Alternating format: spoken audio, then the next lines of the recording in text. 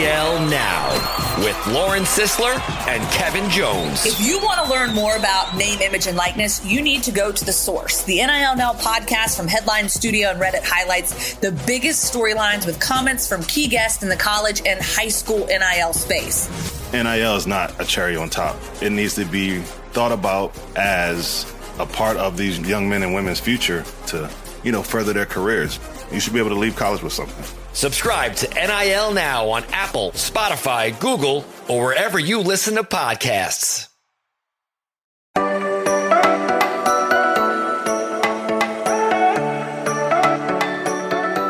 Well, it's Monday, week 1 of free agency is in the books. Everything comes better later than never, but the Bengals made their big splashes late in the week. And going into this week, they officially introduced the newest member of the Bengals, Nick Scott, who will be a replacement at safety. Welcome into another edition of the Strictly Stripes podcast. Muhammad Ahmad, Andrew Gillis, and Mike Nislik opening up the week with some more free agency talk and jumping right into it. As I mentioned, Nick Scott signed his contract today with the Bengals, made his media debut, if you want to call it that. A great conversation, I think, with him and all the reporters today. And, right off the bat, he knew this was a place where he wanted to be. He called Cincinnati a no-brainer of a destination. So clearly he's happy. The Bengals really got what they wanted. And so, you just kind of look at what he did. 7th-round pick, in 2019, became a starter for the LA Rams last year after starting in the playoffs the year before.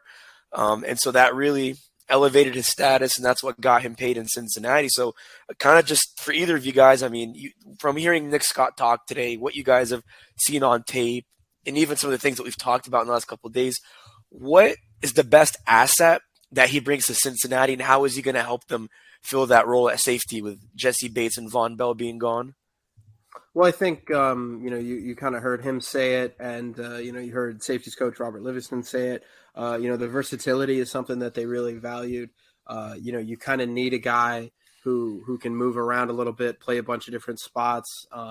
You kind of look at the athleticism and kind of the size of some of these guys. They're not necessarily heavy hitters. They're not, 6'4", 230-pound safeties.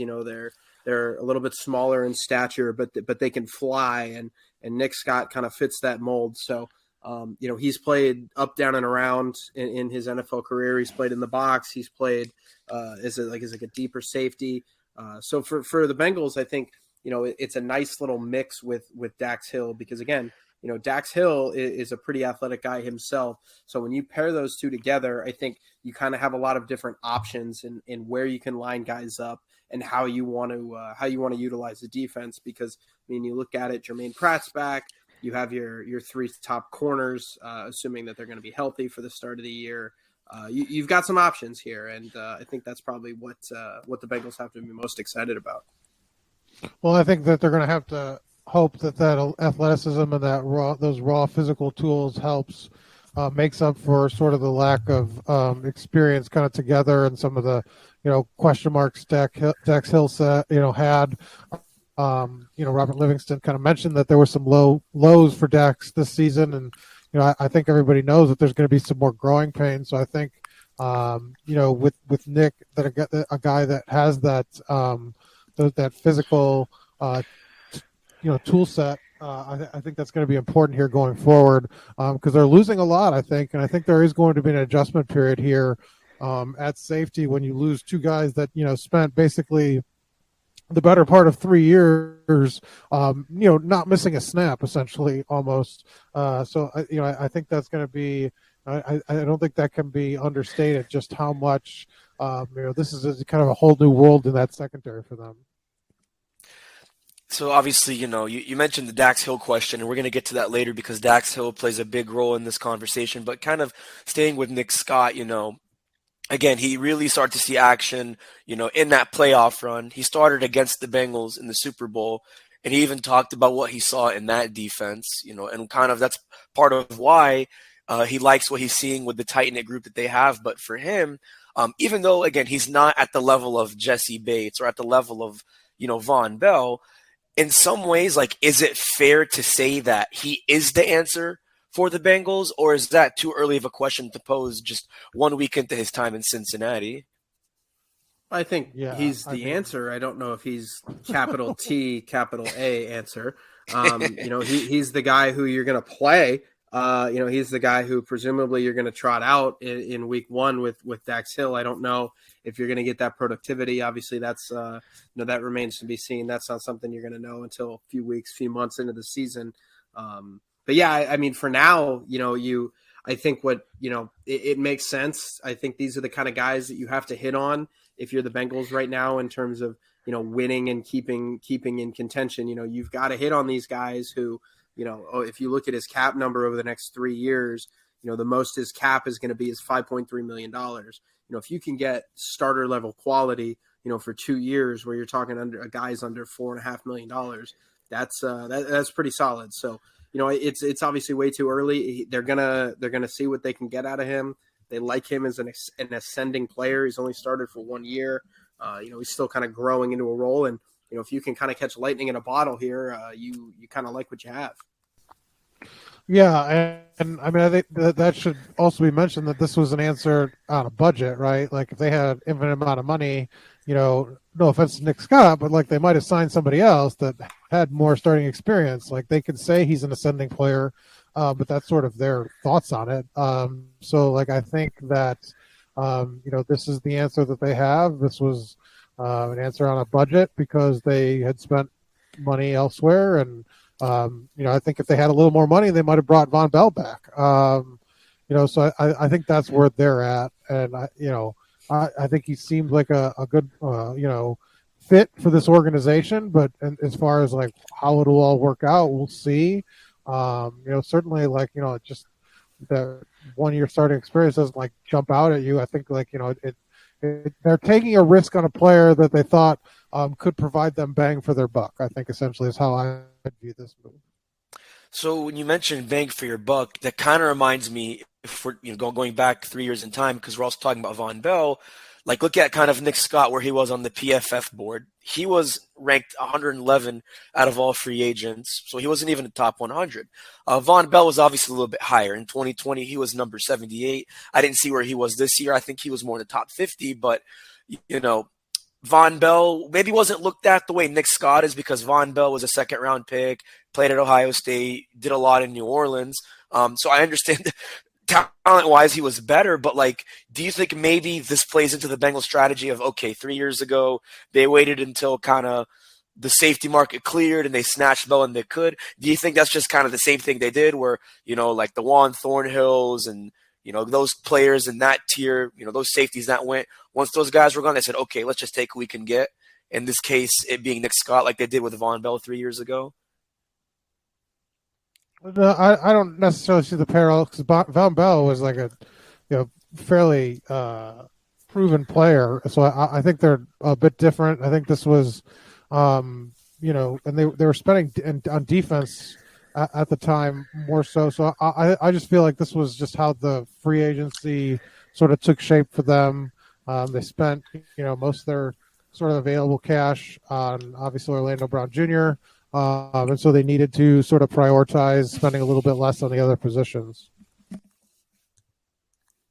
Andrew, what do you think? Do you see a parallel there, or do you think it was just a matter of budget, like Mike said?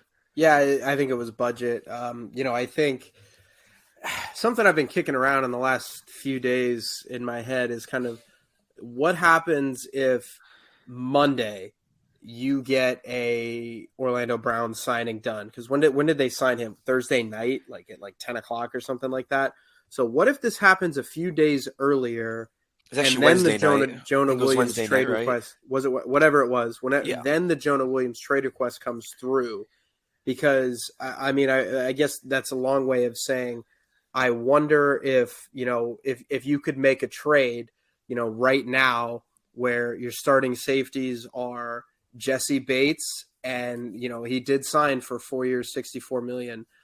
So you willing to pay Jesse Bates $16 million and kind of move on from Jonah Williams, kind of knowing that you're going to have to pay him significantly starting next year if you want to keep him? Or I don't know. I think all of this kind of relates to budget, and this is a big conversation that we're going to be having about this team for a while, just because, right now you're fine, but these guys are going to start to get paid soon, and that being Joe Burrow and Jamar Chase and all these other guys. I mean, you got Orlando Brown now on a pretty big contract. There's some big deals here on this team. Huh. That's interesting. I didn't think about that. That is yeah, that is interesting.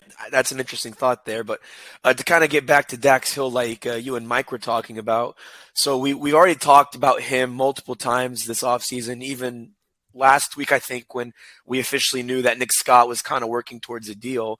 But now that we know Nick Scott is here, he is in Cincinnati, he's going to be the veteran voice in that room, unless you want to count Michael Thomas, obviously he was a backup. How much better do you feel about Dax Hill with Nick Scott by his side, or are the question marks still just as big as they were before Nick Scott even came to Cincinnati? Well, yeah, I mean, the questions are still going to be there, I think, until you roll the ball out and play week one.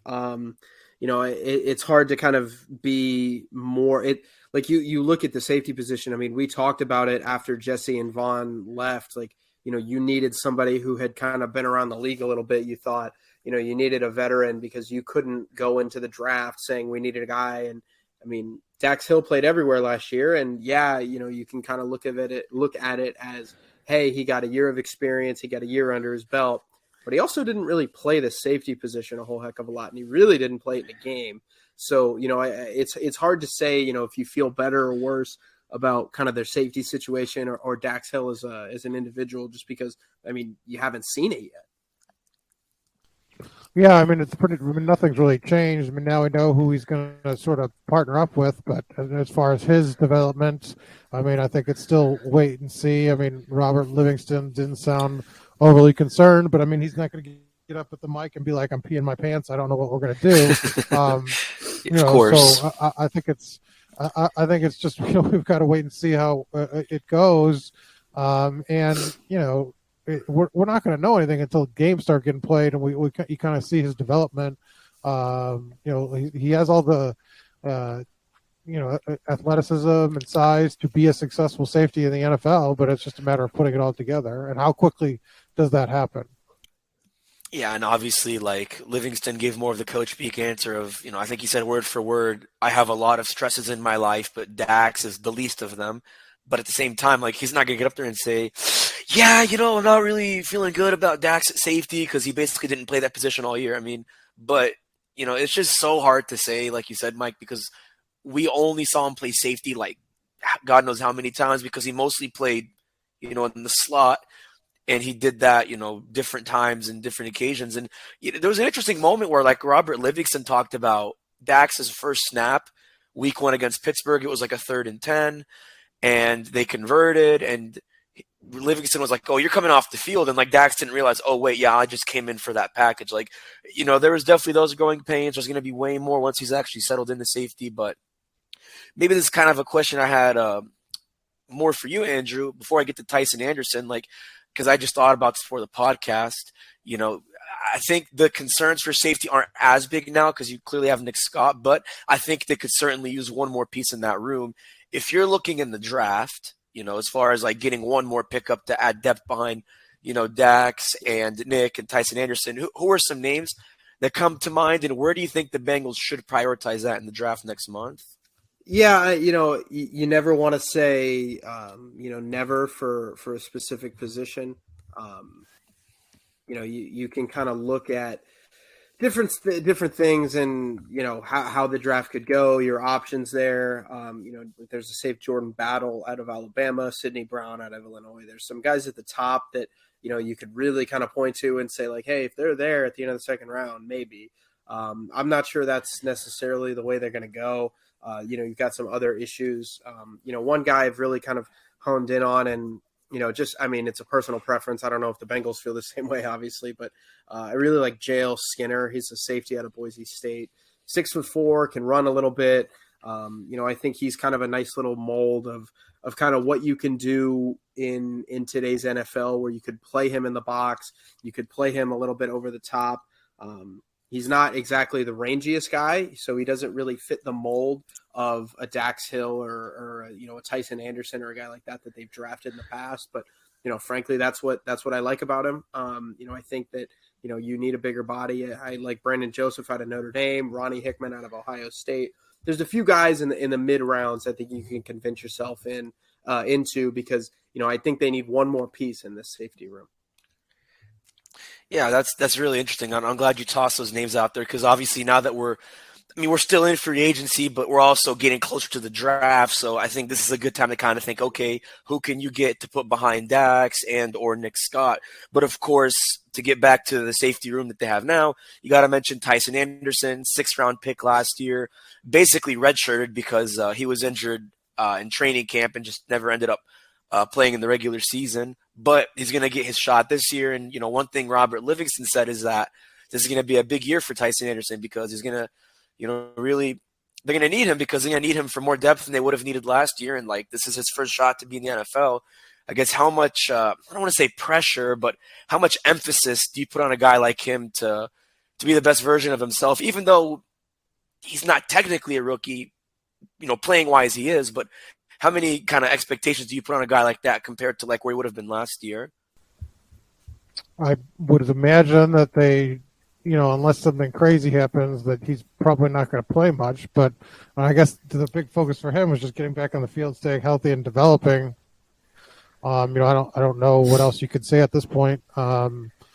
He just needs to see the field. I mean, they said he's hopes to get there, but right now, I don't think he's in their plan, in their immediate plans, I guess I should say. Yeah, most certainly, yeah. And it's just, we have to see where he's at health-wise. I think at this point... Obviously, Andrew agrees. The so much silence there. I think he just said, I said everything right there. Right, Andrew? Yeah, sometimes silence is loud. Exactly. Yeah. With Tyson Anderson, he's a guy who he's going to be a core special teamer. You kind of need him to help pick up some of that slack.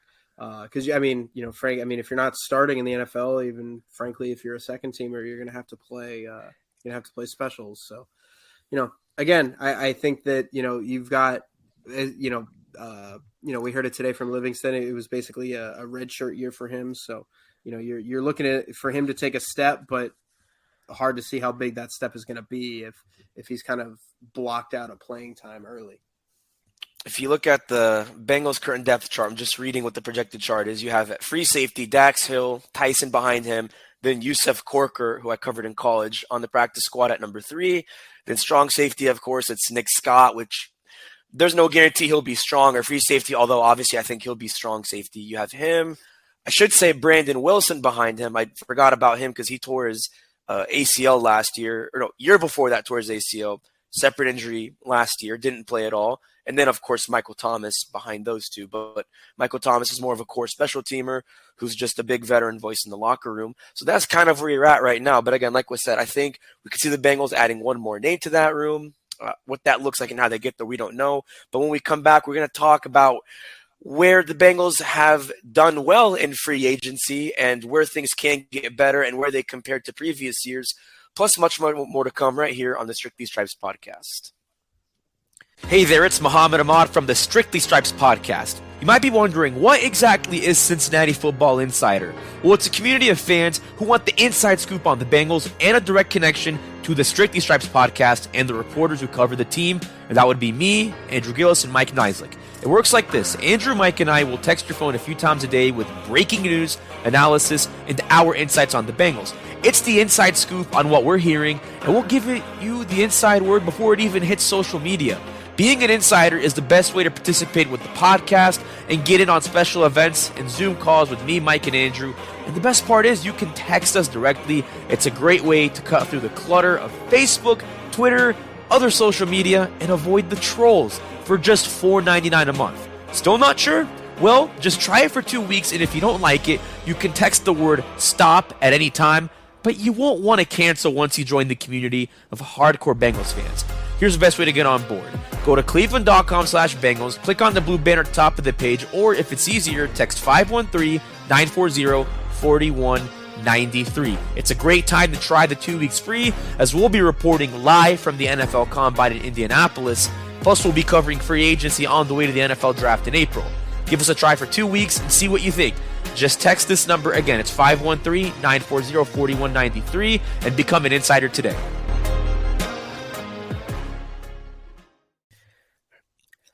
And thanks for staying with us on the Strictly Stripes podcast. So we've been talking safeties, and a whole lot of safeties. But I want to kind of go back into the grand scope of just where the Bengals have put themselves this past week. You know, it feels like just yesterday, guys, we were on this podcast saying, where is the Bengals front office? Where are the splash moves?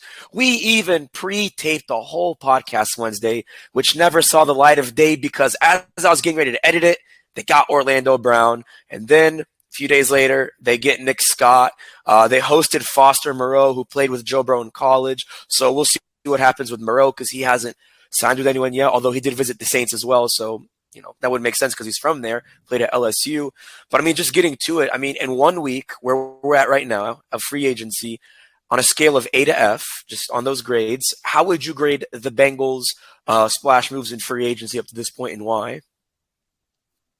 Mike, who wants to go first? I was waiting for Andrew. I was going to. Wow, you're gonna put me on the spot. Ooh.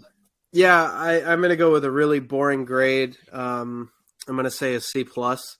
You know, if you kind of take into totality everything, you know, they added Orlando Brown, which was obviously, you know, that's a really, really nice piece.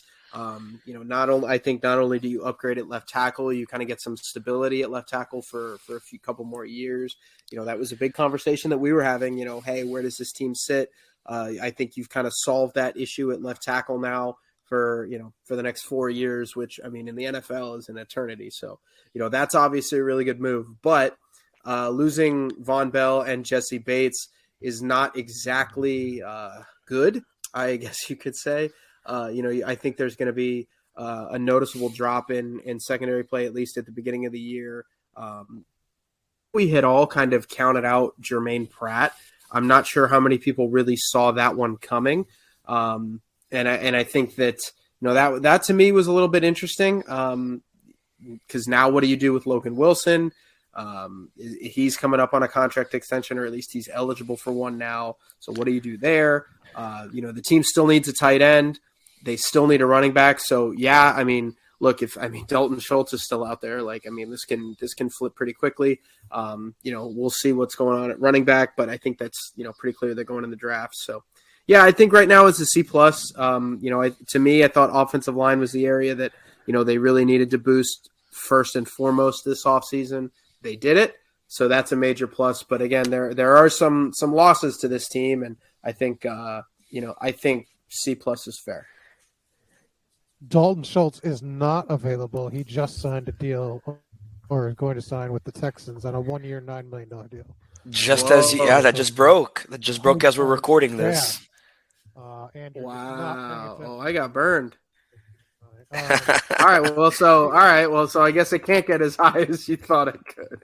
Yeah, I think B is more reasonable. But I also think it's also sort of incomplete here. You know, because I think there's some questions. You know, tight end is obviously the big one, and they might choose to do that in the draft. But I still think they need to sign somebody. So I think a signing is coming there. Right. I'm curious to see what they do at backup quarterback. You know, I'd be surprised if, you know, Brandon Allen doesn't come back, just because I think that's really taking a chance with somebody with no experience behind Joe Burrow. But and then corner, obviously, with Eli Apple and things like that. Do they sign anybody else? I think there's probably a few signings left. But I think B is fair. I think Orlando Brown was a huge signing and can't be. You know, it was a surprise, but it was like, you know, they're pushing the chips in and trying to get better. That offensive front, I think, you know, did. And I still think they don't trade Jonah Williams. I think they play it out and have two, you know, no question marks on that offensive front. They've added a bunch of depth. Yes, they did lose Jesse and Vaughn, but I mean, Jesse was the expected one. I think Vaughn was the one that you kind of say, was a surprise in this free agency, but that also led to the plus of bringing Jermaine back. So you keep kind of that front seven together, and you kind of have to rework the back end a little bit. But they made a big move. They made a big splash, and I think that should be applauded. And I think it was a good move too. I mean, signing one of the premier offensive linemen in terms of pass blocking specifically, which is what you need on this team. I think that's a big deal. So I'd go a little step higher than Andrew did with my grade. Yeah, I'm with you there, Mike. I'll kind of second what you said, and I would give the Bengals a solid B. I would have gone a little bit higher if they could have tried to keep Von Bell, because we all knew Jesse Bates was out the door. But, I mean, like we said, they kept Jermaine Pratt, which was the plan all along. They made a great splash with Orlando Brown. Obviously, Nick Scott was in the lower tier of safeties, and even like I said, he was in a lower tier than where Von Bell was in 2020. But, if we're sitting here months from now and Nick Scott is playing the best ball of his life halfway through the year, then we're going to say, okay, we didn't know what, we were talking about. Lou Anarumo and Livingston saw something we didn't see. But again, we don't know, so that's where you have the ambiguity. And of course, you still got some other signings you have to make, like Brandon Allen, Eli Apple, Trey Flowers. We still have to see what's going to happen with those guys. Mitchell Wilcox, Drew Sample, what they're going to do at tight end with Hayden Hurst being gone. And again, I think with Hayden Hurst being gone, that's a tough one. Like, it was the same thing as Uzama. They just weren't going to give him that kind of money. Same thing with Bates. Like, they weren't going to get that money to those guys. But yeah, I think if they just maybe tried to keep Bell, and if we had more certainty with Nick Scott, I'd actually move it up to an A, but otherwise everything else I think has been good for them. And that's where I stick with the solid B. But yes, wait, so you said you would move it to an A if what? If they could have found a way to keep Von Bell, and if they had like a safety who was ranked higher than Nick Scott, like to replace Jesse Bates. But then I would have thought that would have been worse, because then what do you do with Dax Hill? You just burned a first round pick basically from last year. Well, I'm saying to find the safety, like to have depth. I mean, like you start Dax Hill, but you sign somebody to be behind him or Von Bell is what I mean, and then you just move around Tyson Anderson wherever you want. I wasn't clear on that, actually. I'm glad you clarified that. I meant to say that you'd have someone behind Dax Hill, because I think they really. I mean, like Mike said, the contract that Von Bell got in Carolina, it's really not all that different or much more than what he made in Cincinnati. I think it just came down to guaranteed money. That's probably, I think, the deciding factor was he got more guaranteed money there. I get the Bengals are balling on a budget because they had to pay for Orlando Brown, and you've got extensions coming up, but I think there could have been a way around, but I'm also not Duke Tobin, so maybe I don't know what I'm saying, but does that kind of make sense, Andrew? Yeah, I don't know. I think, this offseason was kind of behind the eight ball before it started, which, again, like, I think, it's fair to say, oh, well, we knew Jesse Bates was leaving, but you still lose Jesse Bates. Like, it's still a departure from your roster that, he's going to be on another team in week 1 of 2023. So I don't know if I'm, willing to give him, kind of leeway on that. I think, I don't know what would have made this offseason an A for me, but it probably would have involved, something else in terms of a tight end or running back position. I think, if you could have added something at tight end, I don't know what that would have been, then I'd feel a little bit better about kind of where this offense would be headed. And you're saying that's if they get like a solid tight end in free agency? Is that what you were saying at the end of that? Yeah, if they had done, I mean, again, money is kind of the be all end all here. If you had done like a Dalton Schultz type deal, if you kind of do like a 1 year prove it thing, just like you did with Hayden Hurst, and then I mean, I don't know what other money you would have, but I think my point was, for me, this offseason was kind of hard to give the Bengals, a really great grade, just because when you're pretty much going into it knowing that Jesse Bates is gone, that's a really, really tough thing to make up. Yeah, I hear that. It's just like, I mean, they tried twice. They couldn't get to it. So I just think it's like, could the Bengals have paid him? Yeah, but you're going to make a lot of sacrifices that are going to be even worse. So it was a tough situation. I mean, it sucks for them. Good for Jesse Bates. He got his money in Atlanta, but I do see your side of it of like it is still a departure. There is still a big hit. And again, we don't know what Dax Hill and Nick Scott are going to do with that, so we'll find out. But stay with us this week. We're going to do more free agency talk as things unfold for the Bengals. Start getting back into our mock drafts because, like I said, we are just over a month away from the NFL draft in Kansas City. So stay with us. Mike won't be with us for the next week because, Mike, you're going to be at Disneyland, right? Is that where you're going to be for the next week? I can't comment on my whereabouts. I'm sorry. Okay, got Mike's you. fleeing. Yeah. Comment Mike on is going amenity. into witness protection. Okay. I guess it's between you and the feds. All right then, Mike. Well, hopefully we see you in a week. Hopefully you don't completely disappear, but hopefully when you're back, we'll get back to it. But enjoy yourself, my friend, wherever you go, as you won't comment on. But once again, for myself, Andrew, and Mike, I'm Muhammad Ahmad. We'll catch you Tuesday. Until then, enjoy your Monday.